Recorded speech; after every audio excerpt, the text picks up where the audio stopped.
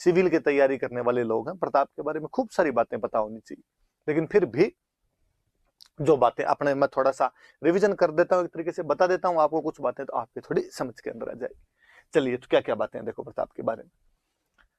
Normal शुरुआती introduction है, थोड़ा सा मैं बता दूं आपको। प्रताप की मम्मी का नाम क्या था, पापा का नाम क्या था, ये बता दें। तो प्रताप की जो माता थी उनका नाम था जयवंताबाई सोनगरा। जयवंताबाई सोनगरा नाम था। सोनगरा चौहान होते हैं भाई, आगे हम और पढ़ेंगे, जालोर पढ़ेंगे तब और बात आ जाएगी। पाली के सामंत थे अखेराज सोनगरा, उनकी बेटी थी, अखेराज सोनगरा की बेटी थी। और कहते हैं कि जब वहां पर उदय सिंह को कुंभलगढ़ के किलों में प्रकट किया गया था, बताया गया था कि भाई ये उदय सिंह है, तो कहा गया कि मेवाड़ के सामंतों ने मना किया, भाई हम कैसे मान ले उदय सिंह है, क्या पता चंदन नहीं हो। फिर फाइनली जब पता चला कि उदय सिंह है, तो कहा भाई इसके साथ अपनी बेटी की शादी कौन करेगा। तो पाली के जो अखीराज सोनगरा थे उनके साथ मैं कर दूंगा मेरी बेटी की शादी। तो अखीराज सोनगरा ने अपनी बेटी जयवंताबाई सोनगरा थे, उनकी शादी उदय सिंह के साथ की थी। और उन्हीं का बेटे जो थे वो महाराणा प्रताप, उन्हीं के बेटे हुए थे। पिताजी का नाम अपने को पता ही है, बताने की आवश्यकता नहीं कि पिताजी का नाम क्या था। तो पिताजी का नाम था उदय सिंह। मेवाड़ के महाराणा ही हुए, पिछले महाराणा जो हमने पढ़े थे वही थे। फिर लिखा हुआ है जन्म कब हुआ था, तो जन्म याद रखने वाली बात है, ज्यादातर जन्म तिथियां वगैरह मनाते ही रहते हैं तो आता ही रहता है। तो 9 मई 1540 ईस्वी को जन्म हुआ था। 9 मई 1540 एडी जो थी उसको जन्म हुआ था। पर है ना, कई बार आप देखना आजकल क्या थोड़ा सोशल मीडिया आ गया, तो फेसबुक पे इन प्रताप की जयंतियों फिर खूब सारी बधाई मिलती रहती है। कई बार क्या होता है, आप देखते हो कि कुछ लोग किसी दिन जयंती मना रहे हैं, कुछ लोग किसी दिन जयंती मना रहे हैं, कोई 9 मई को मना रहा होता है, कुछ किसी अलग ही तिथि को मना रहे होते हैं। फिर हमें लगता है यार ये कैसे हो गया। तो वास्तव में वो 9 मई 1540 तो जो अपना अब जो कैलेंडर चलता है, ग्रिगोरियन कैलेंडर चलता है, उसके अनुसार है। पहले जो अपना जो विक्रमी कैलेंडर चलता है, गांव में जिस कैलेंडर को हम फॉलो करते हैं, मम्मी अपना जो कैलेंडर मानती है चैत बैसाख जेठ वाला, तो उस कैलेंडर के अनुसार ही कुछ लोग प्रताप की जयंती मना लेते हैं। तो वो जो जेठ का महीना आता है, जेठ के महीने में शुक्ल पक्ष की तृतीया को जन्म हुआ था। शुक्ल पक्ष मतलब जिसके अंदर चांद दिखता है, तृतीया। और सन कौन सा होगा, तो हमेशा जो ईस्वी होता है इसमें 57 साल जोड़ लिया करो। 57 साल जोड़ लोगे तो अपने आप में वो आ जाएगा, 57 जोड़ोगे तो आप ये आ जाएगा। तो ये विक्रमी कैलेंडर है, विक्रमी संवत है, तो ये भी याद रख लेना। तो ये थोड़ा पूछे तो नहीं एग्जाम में, पर वो कभी गड़बड़ी हो तो दिमाग में रखना कि 9 मई को मना रहे हैं, इसका मतलब तो तारीख के अनुसार मना रहे हैं, दिनांक डेट जो आज अपनी होती है उसके अनुसार मना रहे हैं। और कोई दूसरी डेट को मना रहा है यदि कोई, तो फिर आप देखना कि अरे महीना कौन चल रहा है, तो पक्का ज्येष्ठ चल रहा होगा, शुक्ल पक्ष होगा और उसकी तृतीया होगी, उसको वो लोग मना रहे होंगे। तो थोड़ा सा ध्यान रख लेना। अब इसके बाद कि प्रताप का जन्म कहां पर हुआ था, तो कहते हैं कुंभलगढ़ के किले में प्रताप का जन्म हुआ था। कुंभलगढ़ मैंने वैसे ही बताया था कि इनकी संकट मोचक राजधानी थी। तो कुंभलगढ़ के किले के अंदर प्रताप का जन्म हुआ था। कब हुआ प्रताप का जन्म, तो 9 मई 1540 को। देखो और एक बात बताऊं, ये वाली जब मैं तारीख पढ़ता हूं तो मुझे एक चीज बड़ी जोरदार सी लगती है कि 9 मई 1540 को प्रताप का जन्म हो गया। छोटी क्लासों में एक कहानी अपने को सुनाई जाती थी। कहानी क्या थी, कहानी ये थी कि बनवीर जब उदय सिंह को मारने के लिए गया था, तब पन्नाधाय जो थे वो अपने बेटे चंदन को वहां पर सुला देते हैं और उदय सिंह को बचा लेते हैं। बनवीर चंदन को मार के चला जाता है। फिर आगे की कहानी का इंटरेस्ट है, देखो आप आगे फिर कहानी ये कहती है कि पन्नाधाय उदय सिंह को घास फूस की टोकरी में डाल के लेके गए थे और घास फूस की टोकरी में लेके उसको कुंभलगढ़ जाते हैं। नहीं भाई, ऐसा कुछ भी नहीं था, कोई घास फूस की टोकरी में डाल के नहीं लेके गए थे उदय सिंह का। भाई आप ये कैसे कह सकते हो, वो जो घटना है घास फूस की टोकरी वाली जो बताते हो वो 1536 की बताते हो, 1536 की बताते हो। मतलब कोई बच्चा 1536 में इतना छोटा सा है कि उसको घास फूस की टोकरी में आप लेके जा रहे हो, और मात्र 4 साल बाद 1540 में उसके खुद के बेटा हो जाता है। तो ये तो बड़ा ही कॉन्ट्राडिक्टरी सा लगता है। तो नहीं, ऐसा कुछ भी नहीं था। तब तक काफी बड़ी उम्र थी, 14 साल के थे लगभग उदय सिंह, और कोई टोकरी में डाल के नहीं, बाकायदा अंगुली पकड़ के पापा पापा चला के लेके गए होंगे। 1522 के अंदर ही उदय सिंह का जन्म हो गया था। तो 1536 तक लगभग 14-15 साल के वो थे। तो वो हमेशा ध्यान रखना कि वो थोड़ा कवि ने चीजों को अतिरंजित कर दिया है, वहां पर एग्जेजरेट कर दिया है वहां पर चीजों को, इसलिए अपने को लगता है। और अपने क्या एक बड़ा दुर्भाग्य है कि अपने हिस्ट्री कहानियों में पढ़ी जाती है ज्यादातर, और हम कई बार कहानियों को एग्जैक्टली इतिहास ही मानने लग जाते हैं। तो वहां पर वो कॉन्ट्राडिक्शन आए बिना रहता नहीं। तो ध्यान रखना इस बात का कि भाई 1540 में तो प्रताप ही पैदा हो गया था उदय सिंह के, तो इतना कोई छोटे वगैरह नहीं थे। फिर प्रताप के बचपन का नाम क्या था, ये एग्जाम वाले आरपीसी वाले क्वेश्चन और पूछ लेते हैं, मुझे तो कभी समझ में नहीं आया कि यार ये क्वेश्चन कैसे पूछा जाता है, क्या था, क्योंकि इसका आंसर जो है कि प्रताप के बचपन का नाम क्या था, तो वो कहते हैं किक्का। क्वेश्चन पूछा हुआ आरपीसी का, आपने किताबें लिख देती है ढंकी ढंकी, प्रताप के बचपन का नाम किक्का था। पर भाई पहाड़ी प्रदेशों में मेवाड़ वाला जो हिली एरियाज है, वहां पर कोई जो छोटा बच्चा होता है उसको किक्का ही बोलते हैं। तो प्रताप नहीं, कुंभा, सांगा, राज सिंह, अमर सिंह, बापा रावल, कोई भी छोटा बच्चा रहा होगा तो उसे किक्का ही कहा होगा। जैसे मैं होता हूँ, अपने पश्चिमी राजस्थान के लोग हैं, अपने वेस्टर्न राजस्थान में कोई छोटा जो बच्चा होता है उसको बोलते हैं गिग्गो, लड़की को बोल दे तो गीगली। अपने खूब सारे गीत मिल जाएंगे आपको राजस्थानी को, गिग्गा थारो पालनो गढ़ा दूं सामी साल में, तो गिग्गे के ना, गिग्गा मतलब छोटा बच्चा। आप थोड़ा पंजाब की साइड में जाओगे, गंगानगर हनुमानगढ़ की साइड में जाओगे, आप यदि पंजाबी मूवी देखोगे, कोई पंजाबी सॉन्ग सुनोगे, छोटा बच्चा जो होता है उसको कहते हैं काका, लड़की को इवन काकी, काका और काकी तक बोल देते हैं। तो कोई छोटा बच्चा होता है उसको बोल देते हैं। अपने ये थोड़ी कह सकते हैं ये पर्टिकुलर किसी का नाम है, पर फिर भी चूंकि आरपीसी वालों ने पूछ लिया, चूंकि किताबें लिख देती है, तो अपने भी याद कर लेना कि उनके बचपन का नाम क्या था। तो बचपन का नाम क्या था, किक्का था। फिर क्या लिखा हुआ आगे, फिर लिखा रानी का नाम क्या था, तो रानी का नाम पढ़ लेते हैं अपने, अजब दे पंवार। वैसे तो कई रानियां थी, पर जो मुख्य रानी थी, जो पटरानी थी, उनका नाम था अजब दे पंवार। दे का मतलब देवी है भाई, अपने राजस्थानी भाषा में देवी जो होती थी उसको दे से ही अपने काम चला लिया करते थे, तो अजब दे पंवार हो गया। फिर लिखा हुआ आगे राज तिलक, कि उनका राज तिलक कब क्या हुआ था, सुनना, देखो बात सुन। राजाओं के एक रूल हुआ करता था कि राजा के मरने के बाद जो अगला बेटा राजा बनेगा, वो पिता के अंतिम संस्कार में, उसकी जो फ्यूनरल हुआ करता था उसमें भाग लेने के लिए नहीं जाएगा। बाकी जो बेटे होंगे वो पिता के अंतिम संस्कार में जाएंगे, पिता को मुखाग्नि देंगे, उनकी लाश को कंधे देंगे, एकदम बाल कटवाएंगे, रोना धोना जो है वो सब करेंगे। जो अगला बेटा राजा बनेगा उसके लिए ये नहीं हुआ करता था। उल्टा ये कहते थे कि इसके तो राज तिलक की तैयारियां की जाए, कि राजा की गद्दी खाली नहीं रहनी चाहिए। अब उदय सिंह राजा किसको बना के गए, जगमाल को राजा बना के गए। तो प्रताप और प्रताप के जो बाकी भाई थे, खूब सारे भाई थे, प्रताप नहीं, कान्हा थे, सगर थे, शक्ति सिंह थे, ये बाकी तो पिता का अंतिम संस्कार करने के लिए चले गए, और जगमाल वहीं पे रह गया। कहते जब वहां अंतिम संस्कार के लिए वहां पर गए, तो वहां पर किसी ने मांग उठाई, वहां पर किसी ने कहा कि यार, कहा ही किसने, प्रताप के ननिहाल वालों में से मान सिंह सोनगरा थे, और मान सिंह सोनगरा ने कहा यार, पर उदय सिंह के जितने बेटे हैं इनमें शक्तिशाली कौन है, इनमें प्रभावशाली कौन है, और सबने कहा साहब प्रभावशाली तो प्रताप है। तो यार जगमाल को राजा कैसे बना दिया, दिखता नहीं आपको कि अकबर के अटैक हो रहे हैं लगातार, मेवाड़ गिरा हुआ है, संभल पा नहीं रहे हैं, और ऐसे टाइम में किसी मजबूत आदमी को नहीं बना के आप उससे बनिस्बत कमजोर आदमी को बना रहे हो, गलत बात नहीं है ये। और मैंने एक दिन आपको पहले बात बताई थी कि राज तिलक का अधिकार जो था वो सलुम्बर वालों के पास में था, कि जो सलुम्बर का फ्यूडल लॉर्ड होगा वही राजा का राज तिलक करेगा, उसकी सहमति से, उसकी कंसेंट से अगला राजा बनाया जाएगा। और उस समय सलुम्बर के जो सामंत हुआ करते थे उनका नाम था कृष्णदास चुंडावत।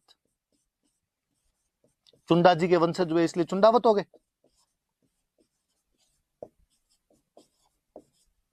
कृष्णदास चुंडावत नाम था।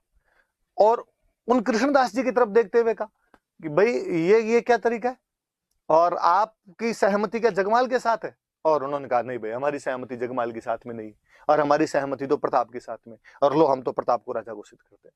तो वहां गोगुंदा के अंदर ही प्रताप को शमशान घाट में राजा घोषित कर दिया गया था। वापस आए, वापस आगे उनको कहा, जगमाल जी को कहा कि जगमाल जी आप राजा नहीं हो, हम तो राजा प्रताप को बना के लाए, राजा वाली सीट पे प्रताप बैठेगा, आप सामने वाली सीट पे जाके बैठो। हालांकि जगमाल इससे बड़े नाराज हुए थे, जगमाल यहाँ से चला ही गया था वापस, वो अकबर के पास चला जाता है, और अकबर ने उसको एक जागीर दे दी थी, जहाजपुर की जागीर दे दी थी। और आगे मैं और जब सिरोही पढ़ाऊंगा तब मैं और बताऊंगा, बाद में अकबर ने उसको आधा सिरोही दे दिया था जगमाल को, तो जगमाल यहाँ से नाराज होकर अकबर के पास में चला गया था। प्रताप तो अब याद रखने वाले कि प्रताप का राज तिलक कहां पर हुआ, तो गोगुंदा। किसने किया, तो सलुम्बर वाले करेंगे। सलुम्बर वाला कौन है, तो कृष्णदास चुंडावत है, इन्होंने प्रताप का राज तिलक किया था। पर प्रताप ने कहा यार मजा नहीं आया यहाँ पे, तो गोगुंदा के अंदर तो अब यूं कोई जल्दबाजी में राज तिलक थोड़ा ढंग से करवाया जाए, तमंचे भी डिस्को करें, थोड़ा डांस वांस किया जाए। तो प्रताप ने वैसे भी अपनी राजधानी भी पहले गोगुंदा हुआ करती थी उदय सिंह के टाइम में, ये कुंभलगढ़ की तरफ शिफ्ट करते हैं, और अपना दोबारा विधिवत सिस्टमेटिक लीगल रूप से कोरोनेशन जो करवाया था वो बाद में कुंभलगढ़ के अंदर करवाया था। तो बाद में दोबारा राज तिलक हुआ उनका कुंभलगढ़ में। बाकायदा कुंभलगढ़ वाला जब राज तिलक हुआ तो आसपास के सारे राजाओं को न्योते दिए गए, इनविटेशन दिए गए, भाई आओ, एक राजा की कोरोनेशन सेरेमनी हो रही है। और अभी भी देख लो कि अपने कहते हैं भाई फलानी जगह वो राष्ट्रपति जीत गया तो अपने मोदी जी उनको बधाई देते हैं। और आपने कभी नोटिस किया 2014 में तो अपने जब मोदी जी प्रधानमंत्री बने थे तब आसपास के सारे प्रधानमंत्रियों को बुलाया और था शपथ ग्रहण समारोह के अंदर। दूसरे देश वाले भी अपने वालों को बुलाते ही रहते हैं, तो वैसे वैसे राजा ने अपने आसपास वालों को भी बुलाया कि यार सारे आओ। बाकियों के नाम तो याद रहे नहीं रहे, एक बंदे का नोटिस करने वाली बात है, इतिहासकारों ने उसको थोड़ा ज्यादा मेंशन किया। उस समय मारवाड़ का राजा हुआ करता था चंद्रसेन। कौन था मारवाड़ का राजा? चंद्रसेन। और ये अकबर से पंगे ले रहा था, अकबर के खिलाफ लड़ रहा था। तो चंद्रसेन भी इस राज तिलक समारोह के अंदर आया हुआ था। ये बात याद रखने वाली है कि देख लो प्रताप ने अकबर का एक जो विरोधी है उसको तो स्पेशल इनवाइट किया, तू तो आया यार, तू तो बता के जा क्या कैसा चल रहा है, थोड़ी प्लानिंग बता, उस हिसाब से हम भी थोड़ा करें। तो ध्यान रखना कि कुंभलगढ़ वाले राज तिलक समारोह में मारवाड़ से कौन आया हुआ था? तो मारवाड़ से चंद्रसेन आया हुआ था। ये प्रताप की डिप्लोमेसी है कि कहीं ना कहीं वो अकबर के जो विरोधी लोग हैं उनको इकट्ठा करने का प्रयास कर रहा है, उनके साथ में गठबंधन बनाने का प्रयास कर रहा है, उनके साथ में कोलोब्रेशन करने का प्रयास कर रहा है। तो याद रखना। तो प्रताप का पहला राज तिलक तो गोगुंदा में हो गया था, पर उसका विधिवत सिस्टमेटिक लीगली कोरोनेशन जो हुआ था वो कुंभलगढ़ के अंदर हुआ था। ये बात याद रख लेना। राजा कब बना प्रताप? तो 1572 के अंदर प्रताप राजा बन गया था। 1597 में, तो लगभग 25 साल का शासन रहा। 28 फरवरी 1572 वही जो उदय सिंह के मृत्यु का दिन है, होली का त्योहार था, उसी दिन प्रताप का राज तिलक हुआ था। तो वो मैंने बात बताई दी थी, तो याद रख लेना। नहीं भी याद रहे तो लो मैं लिख देता हूं वापस। 28 फरवरी 1572 को राज तिलक हुआ था। आगे मृत्यु हम आगे और पढ़ेंगे तब पढ़ लेंगे। 25 साल ये याद रखना, क्योंकि मुझे याद है ये भी एक बार क्वेश्चन पूछा हुआ है कि प्रताप ने कितने वर्षों तक शासन किया था। तो प्रताप ने 25 साल शासन किया था, याद रख लेना थोड़ी बात है। ये मोटी मोटी सी बात कि मम्मी का नाम जयवंता बाई सोनगरा, पाली के खेरा सोनगरा की बेटी थी। पिता का नाम उदय सिंह। जन्म तिथि वैसे मानो तो 9 मई 1540, वैसे मानो तो ज्येष्ठ शुक्ल तृतीया, मतलब आपका वो जो विक्रमी कैलेंडर होता है उसके उसका, और जो उसका महीना है वो 15 सॉरी साल है जो उसका 1597 है। और उसका बर्थ पैलेस क्या था? तो कुंभलगढ़ के अंदर जन्म हुआ था। बचपन का नाम क्या था? किक्का, मैंने बात बताई दी आपको। रानी का नाम क्या था? खूब सारी रानियां थी, जो पटरानी आप यूं का दो उस टाइम की जो स्वीट हार्ट है वो जो थी वो अजब दे पवार थी, मुख्य जो रानी थी। और राज तिलक तो पहले गोगुंदा के अंदर हुआ, बाद में कुंभलगढ़ में। कुंभलगढ़ वाले में मारवाड़ का चंद्रसेन आया था। राज तिलक किया किसने? तो ये सलुम्बर वालों के पास में राइट होता था। सलुम्बर का बंदा कौन? तो सलुम्बर का कृष्णदास चुंडावत था। तो राज तिलक किसने कर दिया? कृष्णदास चुंडावत। उदय सिंह जी जगमाल को राजा बना के गए थे। जगमाल को जब नहीं बनाया, नाराज होकर अकबर के पास चला गया। अकबर ने पहले तो उसको जहाजपुर की जागीर दे दी थी और फिर उसको आधा सिरोही दे दिया था। मैं जब सिरोही पढ़ाऊंगा तब ये बातें अपने और कर ली। ये प्रताप की शुरुआती जानकारी अपने पास। आगे बढ़ते हैं और क्या क्या बातें अपने पास।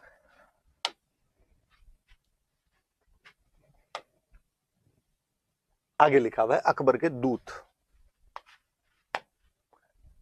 अब जब अकबर को पता चला कि महाराणा प्रताप राजा बने हैं वहां पे, तो अकबर ने महाराणा प्रताप को समझाने के लिए अपने कुछ मैसेंजर भेजे, अपने कुछ दूत भेजे। और अकबर ये चाहता था कि यार उदय सिंह तो माना नहीं, उदय सिंह ने तो मेरी अधीनता स्वीकार की नहीं, अब तू कर ले। लड़ाई झगड़ा अपने बंद कर देते हैं, मिलजुल के राज कर लेते हैं। तू मेरी अधीनता स्वीकार कर ले, मेरा मनसबदार बन जा और मैं तेरी अलग अलग जगह पे अपॉइंटमेंट कर दूंगा। तेरे राज्य को भी सुरक्षा रहेगी, उसको भी खतरा नहीं होगा और मिलजुल के राज कर लेंगे अपने। तो कहते हैं कि प्रताप को समझाने के लिए अकबर ने 4 बंदे भेजे थे, 4 दूत भेजे थे। संख्या भी याद रखना कि 4। कौन कौन थे? तो सबसे पहले एक बंदे को जिसको भेजा था उसका नाम था जलाल खां कोरची।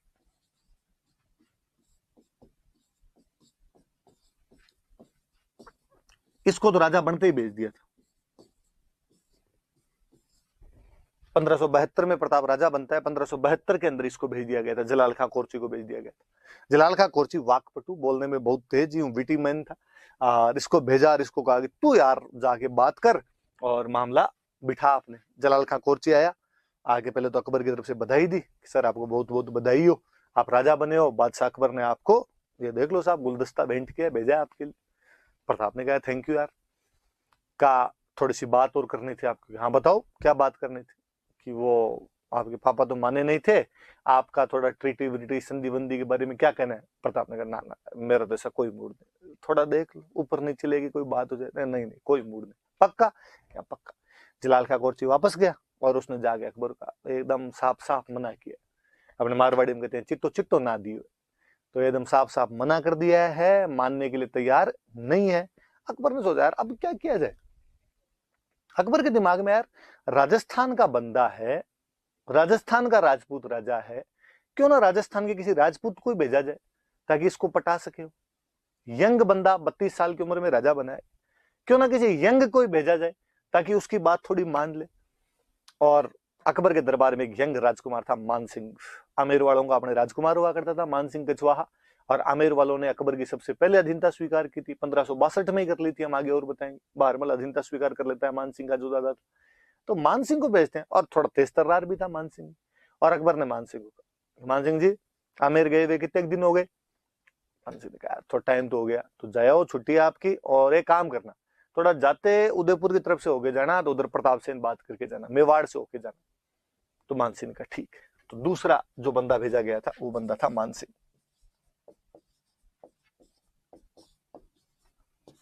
1573 में मान सिंह को भेज दिया। मान सिंह यहाँ पर आया, मान सिंह ने बात करने के लिए प्रताप को बुलाया यहाँ पे। कहते हैं बाकायदा शाम को डिनर का प्रोग्राम रखा गया, उदय सागर की जो पाल है वहां पे डिनर के लिए बुलाया गया। देखो प्रोटोकॉल होता है कि अमेरिका का विदेश मंत्री आए तो भारत का विदेश मंत्री मिल लेगा, रसिया का रक्षा मंत्री आए तो अपना रक्षा मंत्री मिल लेगा, पाकिस्तान का सूचना प्रसारण मंत्री आए तो अपना सूचना प्रसारण मंत्री, मतलब समकक्ष जो काउंटर पार्ट है आपका वो आपके उधर से बात करेगा। और प्रताप ने दिमाग लगाया कि यार आमेर का राजकुमार बात करने के लिए आया, तो क्यों ना मैं मेरे राजकुमार को भेज दूं। और प्रताप के जो बेटे थे सबसे बड़े बेटे, उनका नाम था अमर सिंह, तो यार अमर सिंह को भेज दिया जाए। तो अमर सिंह को बातचीत करने के लिए भेज दिया। पर मान सिंह को यह लगता था यार मैं अकबर का दूत हूं, मेरे से बात करने के लिए तो राजा खुद है, वही है अमेरिका माई बाप है जैसे आज। तो अमेरिका का कोई आता है तो अपने वाले सभी बात करते हैं उससे। अब जब वहां अमर सिंह, एक तो कहते हैं अमर सिंह लेट गया थोड़ा सा, मान सिंह पहले ही चला गया था वहां पे डिनर के लिए, अमर सिंह लेट गया, उसको थोड़ा वो बड़ा बुरा लगा यार जो होस्ट है वो तो खुद ही नहीं है, मैं गेस्ट आगे बैठा हुआ। फिर थोड़ा अमर सिंह के लिए कहते हैं, अमर सिंह थोड़ा बदमाश टाइप का था, अपने जो गाँव में कहते हैं भाई बहुत छरडो है, तो उस टाइप का था अमर सिंह। अमर सिंह थोड़ा लेट गया, जाके सामने बैठ गया। मान सिंह ने जाते ही पूछा और तुम्हारे पिताजी क्यों नहीं है, राणा जी कहाँ पे। और उसने यूं बेपरवाही के अंदाज के अंदर एकदम केयरलेस तरीके से उसने कहा पापा, पापा तो आज पेट दर्द कर रहा है उनका। और मुस्कुराया मान सिंह के सामने देख के। मान सिंह समझ गया कि ये कह रहा है कि भाई पापा तो नहीं आएंगे, तेरे खाना तो मेरे साथ ही खाना पड़ेगा। और मान सिंह ने कहा कि मान सिंह खड़ा हुआ, खड़े हो गए, उसने मुझे खाना वाना नहीं खाना, तुम्हारा डिनर वगैरह उछाल दिए उसने। और उसने कहा तुम्हारे पापा को जाकर कह देना कि मैं जो पेट दर्द है वो तुम्हें ठीक कर दूंगा, युद्ध के मैदान में मैं सेना लेके आऊंगा और वहीं देखेंगे अब तो। और वो जाने लगा। अमर सिंह बड़ा बदमाश आदमी, जैसे थोड़ा सा आगे चला मान सिंह और अमर सिंह ने पीछे से आवाज लगाई, अरे अरे अंकल सुनो तो, एक बात तो सुन के दो। क्या हुआ आप तेरे, क्या बात है, तो क्या कर रहे थे आप, कहाँ ठीक कर दोगे आप जो पापा का पेट दर्द हो, कहाँ ठीक कर दोगे। मैं युद्ध के मैदान में सेना लेके आऊंगा और युद्ध करूंगा और मार दूंगा तुम सबको मैं। अमर सिंह ने और मुस्कुराते कहा अंकल एक काम करना, अकेले मत आना, फूफा जी को साथ लेके आना। जो अकबर था उसके साथ में मान सिंह की बुआ की शादी हो रखी थी, इसलिए उसने टोंट मारा वापस कि अकबर को साथ ही ले आना फिर उसकी तरफ से जब बात करने के लिए। और मान सिंह और गुस्सा है, उसने मैं देख लूंगा तुम्हें। थोड़े और आगे पैर पट के उसने वापस अमर सिंह ने कहा अंकल प्लीज एक लास्ट बात और सुन। क्या है अब, हमारे पाली में एक जगह पड़ती है सोजत, हाँ तो वहां पर मेहंदी बहुत अच्छी मिलती है, तो मैं क्या करूं उसका, तो बुआ जी के लिए ले जाना आपने। अब तो मान सिंह और भयंकर गुस्सा, मान सिंह गया अकबर के पास, मान सिंह ने जाते कहा मुझे अभी के अभी सेना दो, मैं अटैक कर दूंगा, मैं उसको मार दूंगा, वहां पे मेवाड़ वालों को तबाह कर दूंगा। अकबर ने पूछा बात क्या, अभी बात तो बता, प्रताप ने क्या कहा तेरे को। तो प्रताप ने, वो आए नहीं मेरे से बात करने के लिए, क्यों, तो उसने कहा राजकुमार आया तो राजकुमारी बात कर लेगा हमारी तो, और उसने मेरे साथ बदतमीजी किया, आप अभी के अभी सेना दो। अकबर दिमाग वाला आदमी था, अकबर ने कहा बात तो सही है, जब इधर से राजकुमार आया है तो उसने भेज दिया, इसका मतलब इधर से किसी सीनियर आदमी को भेजा जाए तो फिर प्रताप बात कर सकता है।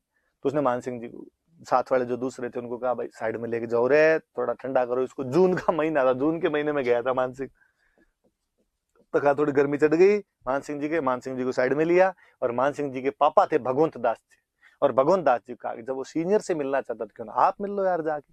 तो तीसरे बंदे किसी को भेजे गए थे, तो भगवंत दास जी थे। थोड़े दिन बाद में इनको भेज दिया था 1573 में, सितंबर में भेज दिया था इनको। इस बार भगवान जी आए तो बाकायदा प्रताप बात करने के लिए, और प्रताप ने आगे बातचीत की। भगवान जी ने उनको समझाया कि यार लड़ाई करने में कुछ ही नहीं पड़ा है और संधि कर लो यार, हमने भी तो कर रखी है। प्रताप ने उनको एक सिंपल सी बात कही कि भगवान जी, किसी टाइम में मेवाड़ जो था वो राजस्थान का सर्वोपरि स्टेट हुआ करता था, और आज से 50 साल पहले लगभग खानवा के युद्ध में जब अकबर के दादाजी के साथ, बाबर के साथ मेरे दादाजी राणा सांगा लड़ रहे थे, तो आपके आमेर से जो पृथ्वीराज जी थे वो हमारी तरफ से लड़ने के लिए, हमारे झंडे के नीचे लड़ने के लिए आए थे। अब हालांकि मेवाड़ में उतनी शक्ति नहीं रही होगी, पर आप आमेर वाले शक्तिशाली हो रखे हो। आप एक काम करो, आप अकबर के खिलाफ लड़ाई कर लो, मैं आपके झंडे के नीचे लड़ लूंगा, लेकिन अकबर के झंडे के नीचे तो मैं आज लड़ूं कल लड़ू। भगवान दास जी ने कहा, यार मुझे लगता है तेरे दादाजी का भी थोड़ा दिमाग सरका हुआ ही था, तू वापस वही गलतियां कर रहा है, और हम तो तुम्हारे झंडे के नीचे नहीं लड़ेंगे, तुम्हें जैसे करना हो वैसे कर लो। मैं तो तुम्हें समझाने आया था, मानो तो ठीक, नहीं मानो तो ठीक। भगवान दास जी ने जाके वापस अकबर को कहा, नहीं मान रहे वो तो। अकबर ने फिर एक प्रयास और किया। अकबर ने कहा, बातचीत यार, बात करने से थोड़ी बात बनती है। इस बार वापस अकबर के वित्त मंत्री जो फिनांस मिनिस्टर हुआ करते थे, टोडरमल जी को भेजा। इसी साल में इनको भेज दिया था 1573 में। तीनों 1573 में आए थे, ये दिसंबर में, छठे महीने में, 9वें महीने में, 12वें महीने के अंदर सीधे सीधे से आए। वो एक 72 में, बाकी तीनों 73 के अंदर आए थे। टोडरमल जी को भेजा। टोडरमल जी को कहा, भाई तुम वित्त मंत्री हो, जाके समझाओ रे उसके, हिंदू हिंदू वाला थोड़ा पुट और है तुम्हारे। टोडरमल जी आए, उन्होंने प्रताप को आगे समझाया कि देख, मैं तो उसका वित्त मंत्री हूँ अकबर का, मुझे तो पता है उसके कितना खजाना पड़ा है, कितने बड़े भारत का वो राजा है, कितने पैसे हैं, वो तो कितने भी साल लड़ लेगा, उसकी कोई फर्क नहीं पड़ना है। तुम छोटे राजा हो, इतने पैसे तुम्हारे पास नहीं है, स्टेट छोटा है, इतने सालों से लड़ाइयों में फंसे हुए हो, कैसे पार पड़ेगी तुम्हारी। इसलिए मैं कहता हूँ संधि कर लो, कोई कुछ ही नहीं रखा हुआ लड़ाई के अंदर, इसमें तेरा घाटा उसका कुछ नहीं जाता। प्रताप ने टोडरमल जी कहा कि टोडरमल जी आप तो चिंता ही मत करो, आप तो अकबर को जाके कहो वो लड़ाई तैयार रखे, अपने यहाँ भामाशाह खूब सारे हैं, कोई ना कोई अपने को धन देके चला ही जाएगा। तो टोडरमल जी को भी उसने भेज दिया था। इस प्रकार अकबर ने प्रताप को समझाने के लिए 4 मैसेंजर भेजे थे, लेकिन प्रताप ने उनको बेरंग लौटा दिया, उनको वापस भेज दिया। ये प्रताप का स्वाभिमान है कि वो अकबर से किसी भी रूप में हार मानने के लिए तैयार नहीं था। ये उसका सेल्फ रेस्पेक्ट है कि वो संधि करने के लिए भी अकबर से तैयार नहीं हुआ था, जबकि अकबर ने बार बार प्रयास किए। अब जब बातचीत के सारे रास्ते बंद हो जाएंगे तो फिर तो क्या तरीका बचेगा, फिर तो लड़ाई बचेगा, फिर लड़ाई होनी स्वाभाविक सी बात थी। पर अपने ये याद रख लेना कि समझाने के लिए कौन कौन आए थे। पहले जलाल खान कोरची आता है, बाद में बाप बेटे आए थे। पहले बेटा आया था, बाद में पिताजी आए थे। बेटा कौन? मान सिंह। पिताजी कौन? भगवंत दास। कहाँ के थे? तो आमेर के थे। फिर वित्त मंत्री आए थे, वो कौन थे? टोडरमल जी। सन वगैरह मैंने बताई दिए, याद रख लेना आप। तो ये वाली बात थोड़ी याद रखना। अब आगे बढ़ते हैं अपने।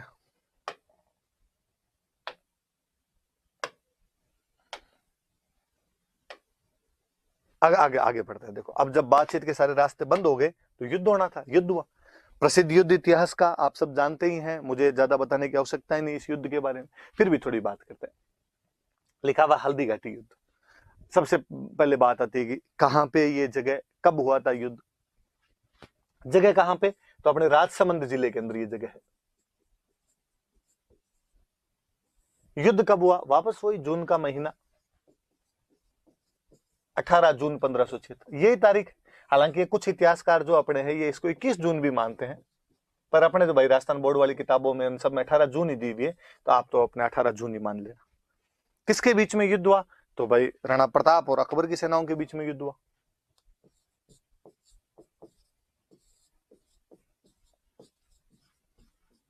अकबर के बीच में युद्ध हुआ।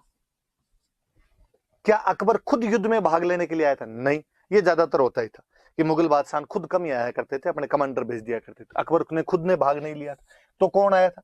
तो अकबर की तरफ से उसके सेनापति आए थे। 2 सेनापति आए थे, एक तो मान सिंह और एक आसफ खां नाम करके 2 सेनापति थे। मान सिंह को पहली बार किसी युद्ध में इंडिपेंडेंट कमांडर बना के भेजा गया था, तो हल्दी घाटी का युद्ध है। पहली बार स्वतंत्र सेनापति था वो, फर्स्ट टाइम इंडिपेंडेंट कमांडर बनाया गया, उसे स्वतंत्र सेनापति बनाया गया था मान सिंह को। और एक साथ में आसफ खां को भेजा। अकबर माइंड से खेल रहा है।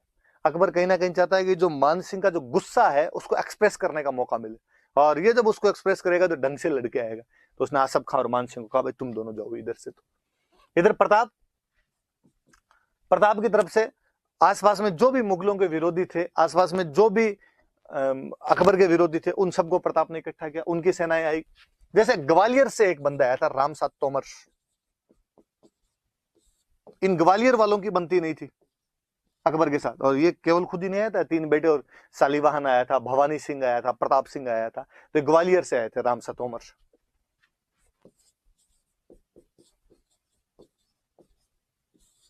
याद रख लेना आप। सलूम्बर वाले हमेशा सेनापति होते थे। सलूम्बर वाले राज तिलक किसने किया? कृष्णदास चुंडावत। उनका नाम याद रखना। तो कृष्णदास चुंडावत ने भाग लिया था।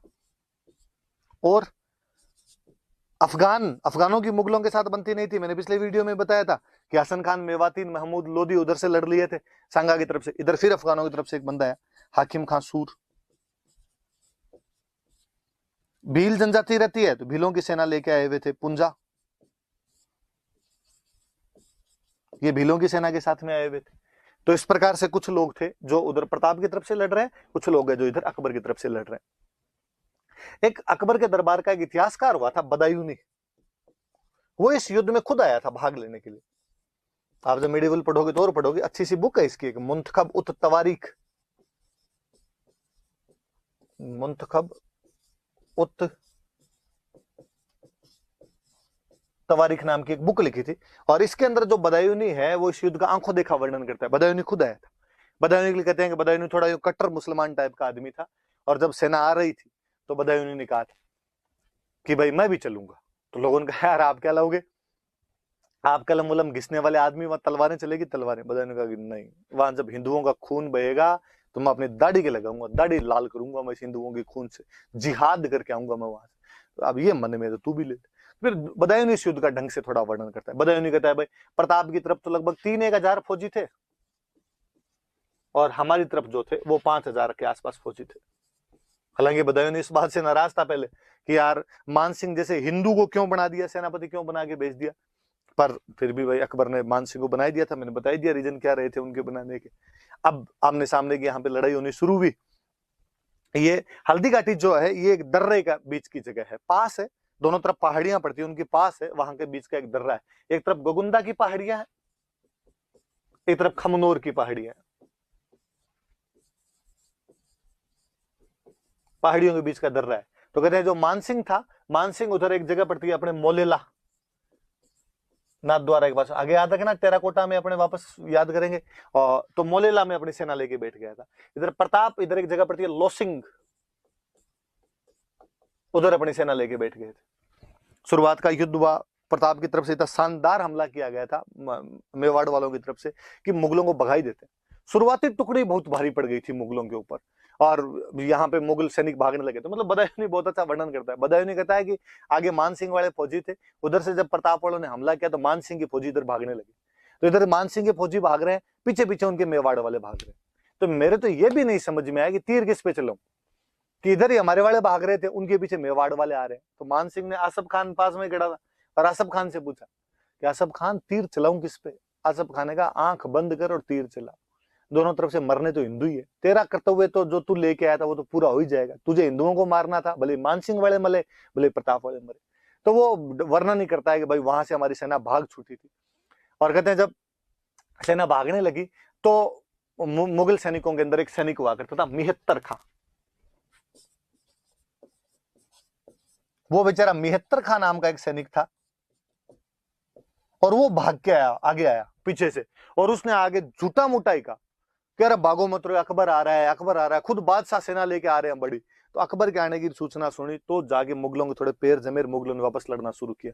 याद रखना कि किसने हल्दी घाटी के युद्ध में अकबर के आने की झूठी सूचना, रॉन्ग इन्फॉर्मेशन दी थी, तो उस आदमी का नाम मिहत्तर खां था। कौन हल्दी घाटी के युद्ध का आंखों देखा वर्णन करता है? तो बदायूनी करता है। बदायूनी की किताब का नाम क्या था? मुंतखब उत तवारीख था। कौन सा इतिहासकार हल्दी घाटी के युद्ध में खुद भाग लेता है? तो बदायूनी भाग लेता है। तो सारी बातें थोड़ी सी आप याद रखना। और मिहत्तर खां नाम के सैनिक ने ये अफवाह फैलाई थी कि भाई खुद आ गया, अकबर खुद आ गया। मुगल सेना ने जैसे तैसे लड़ना शुरू किया। उधर प्रताप ने जब देखा कि यार मानसिंह उधर सेनापति बना, हाथी पे बैठा हुआ मानसिंह, मानसिंह के हाथी का नाम था मर्दाना, मर्दाना नाम के हाथी के ऊपर बैठा हुआ था। मानसिंह का जो हाथी था क्या नाम था उसका, मर्दाना नाम करके हाथी था। प्रताप के पास अपने जानते हैं घोड़ा था प्रताप का, चेतक। और कहते हैं प्रताप को इतना गुस्सा है कि प्रताप अपने चेतक को एकदम मर्दाना के सामने लेके चला गया। और चेतक इतना समझदार घोड़ा कि चेतक ने अपने अगले दोनों जो पैर थे वो मर्दाना की सूंड के ऊपर लगा दिए, मानसिंह के हाथी की सूंड के ऊपर लगा दिए। और प्रताप अपना भाला फेंकता है, मानसिंह जैसे तैसे होदे में बच जाता है, होदा जो ऊपर हाथी पे बैठने की जगह होती है उसके अंदर बैठ जाता है और अपने वार को उसको बचाता है। पर मानसिंह बड़ा इंटेलिजेंट आदमी था। कहते हैं कि उसकी जो हाथी की सूंड थी उसने एक चाकू लगा रखा था, एक कटार लगा रखी थी, नाइफ लगा रखा था। और जब चेतक अपने पैर उतार रहा था वापस, तब उसके अगले दोनों पैर कट गए। अब चेतक ढंग से मूव नहीं कर पा रहा था एकदम। और प्रताप ने जब देखा कि घोड़े के पैर कट गए, इसलिए वो घोड़े को जैसे तैसे करके वहां से युद्ध भूमि से बाहर निकालता है और युद्ध भूमि से बाहर निकल जाता है। कहते हैं कि मेवाड़ में जब भी राणा युद्ध भूमि से बाहर जाता या राणा को युद्ध भूमि से बाहर लेके जाया करते थे, तो कोई ना कोई झाला जो होता था वो राणा के चिन्ह पहन के और राणा की जगह लड़ता था। हमने पढ़ा था कि खानवा युद्ध में जब सांगाजी घायल हो गए थे तो उनकी जगह पे झाला अज्जा लड़ा था। एक बार फिर एक झाला ने वीरता दिखाई, इस बार था झाला बिद्दा। हम उसे झाला बिद्दा भी कहते हैं या उसे हम झाला मानसिंह भी कहते हैं। वो झाला बिद्दा या झाला मानसिंह जो था वो प्रताप के सारे जो राज चिन्ह है वो ग्रहण करता है और वहां पर बैठ के लड़ता है। मुगल भाग ही छुटे थे उसके बाद में, प्रताप इधर निकल जाता है बाहर और मुगलों ने भी प्रताप का पीछा करने की कोई जहमत नहीं उठाई। बदायूं कहता है एक तो जून की झुलसा देने वाली गर्मी थी, फिर हमारे सैनिक इतने हार चुके थे कि उनमें हिम्मत ही नहीं बची थी कि वो प्रताप का पीछा कर पाते। फिर हमारे सैनिकों को इतना डर था कि उनको लगा कहीं पीछे गए और इन्होंने मेवाड़ वालों ने हमला करके हमें मार दिया तो हम क्या करेंगे। तो बदायूं कहता है हमने उसका पीछा ही नहीं किया। और बदायूं तो और लिखता है कि उसके बाद हम वहां से गोगुंदा की तरफ आए और हमने चारों तरफ हमारे जहां हम बैठे थे उसके चारों तरफ दीवारें वगैरह चुनवाई ताकि प्रताप के सैनिक आके हम पे रात में हमले नहीं कर दे। पर जो प्रताप के भील सैनिक थे वो दिन में रात में हमारे पर हमले करते, हमारी सेना जहां कहीं भी जाया करती थी उसको बीच में लूट लिया करते, अनाज और पानी की समस्या उत्पन्न कर दी थी। हमने जैसे तैसे करके अजमेर तक का रास्ता लिया था। तो बदायूं ढंग से हार का वर्णन कर देता है इस युद्ध के अंदर। और बदायूं और कहते हैं कि इस युद्ध के बाद में जब मानसिंह और आसफ खान जब वहां पे पहुंचे, अकबर के पास में पहुंचे, तो अकबर ने जाते पूछा कि क्या युद्ध जीत गए। मानसिंह आसफ खान ने कहा कि नहीं।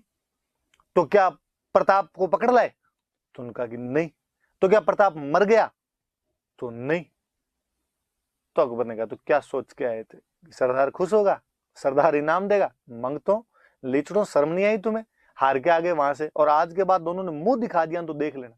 कहते हैं ड्यूटी बंद करवा दी थी मानसिंह और आसफ खान का और दरबार में आना बंद करवा दिया था। मुझे तो हमेशा दया आती है जब कई इतिहासकार बाद में कहते हैं कि साहब हल्दी घाटी में प्रताप हार गया था, तो मुझे लगता है यार यदि मानसिंह और आसफ खान जीत के जाते तो ऐसा कौन राजा होगा जो अपने विजेता सेनापतियों के साथ में इतना बुरा बर्ताव करेगा और अपने विजेता सेनापतियों को कहेगा कि तुम आज के बाद मुझे दिखाई मत देना और तुम यहां से भाग जाओ, आज के बाद मेरे दरबार के अंदर मत आना। पर अकबर इनके साथ बाकायदा करता है। तो ये भी वो साफ साफ ही अपने पास फैक्ट है कि नहीं साहब हल्दी घाटी वाले युद्ध के अंदर प्रताप जीता था। और ये सारी जानकारियां अपने को बदायूं वाला लेखन और वो ढंग से पढ़ा जाए तो उसके अंदर अपने को मिलती है। पर कोई प्रोपेगेंडा के साथ हिस्ट्री पढ़नी चाहे, कोई प्रोपेगेंडा के साथ हिस्ट्री पढ़ानी चाहे तो फिर अपने पास में तरीके होते हैं। और मैं तो हमेशा कहता हूँ कि अब तो अपनी किताबें लिखने लगे हुए प्रताप उस युद्ध में जीता था। पहले है ना जब नहीं भी लिखा होता था तो भी अपने वाली किताबें साफ साफ लिखती थी कि इस युद्ध में नैतिक विजय प्रताप की थी। अकबर अपने किसी भी उद्देश्य में सफल नहीं हो पाया था, ना वो प्रताप को अधीनता स्वीकार करवा पाया था, ना वो प्रताप को पकड़ पाया था, ना वो प्रताप को हरा पाया था, ना उसकी जमीन पर कब्जे कर पाया था, ऐसा कुछ ही नहीं कर पाया था। और कहते हैं कि हल्दी घाटी युद्ध में जब मानसिंह और आसफ खान हार के चले गए थे तो अकबर खुद अटैक करता है। 76 के लास्ट में जाके अकबर ने खुद ने अटैक किया था कि मैं खुद जाऊंगा। यार ऐसा कैसे हो सकता है कि उसके दो सेनापति जीत के गए और बादशाह को खुद आक्रमण करने की नौबत आ गई, पर अकबर आया था। 1576 के लास्ट में अकबर वापस आता है और अकबर भी यहाँ पे आगे कोई छठ की चौदस नहीं कर पाया था, प्रताप को नहीं पकड़ पाया, अधीनता नहीं करवा पाया, संधि नहीं करवा पाया। उसने उदयपुर पे कब्जा किया था और उदयपुर का नाम बदल के वापस चला गया था और उदयपुर का नाम बदल के उसने कर दिया था मुहम्मदाबाद। तो ये थोड़ा सा याद रख लेना कि अकबर ने नाम बदल कर क्या कर दिया था, तो अकबर ने इसका नाम बदल कर क्या कर दिया था, तो मुहम्मदाबाद कर दिया था। मैं वापस एक बात और बता दूं, फिर मैं साथ ही बता दूंगा। कहते चेतक जब घायल हो गया था, बाहर निकले थे, और थोड़े दूर जाने के बाद में चेतक की मृत्यु हो जाती है। तो बलीचा नाम की जगह है वो राजसमंद के अंदर ही, जहां पर चेतक की मृत्यु होती है, और वहां बलीचा में चेतक की छतरी बनी हुई है। थोड़ा ये भी याद रखना है, चेतक की छतरी कहां पर बनी है, तो बलीचा के अंदर बनी हुई। वापस मैं बातें बता दूं, एक बार और पढ़ेंगे हल्दीघाटी युद्ध की और खूब सारी बातें, कि प्रताप और अकबर के बीच का युद्ध है। प्रताप, अकबर खुद नहीं आया था, अकबर के दो सेनापति आए थे, मान सिंह और आसफ खान। पहली बार मान सिंह को इसी युद्ध में सेनापति बनाकर भेजा गया था। बदायूनी, जो अकबर का एक कोर्ट हिस्टोरियन है, वो इस युद्ध में भाग लेता है। उसकी बुक है मुंतखब उत तवारीख, और इस बुक के अंदर वो लिखता है कि हमारी तरफ से लगभग 5,000 सैनिक थे और प्रताप की तरफ से लगभग 3,000 सैनिक थे। प्रताप की तरफ से ग्वालियर का रामसात तोमर अपने 3 बेटों सालीवाहन, भवानी सिंह और प्रताप सिंह के साथ में आया था। युद्ध में लड़ते हुए वीर गति को प्राप्त हुए थे सारे के सारे। और सलूम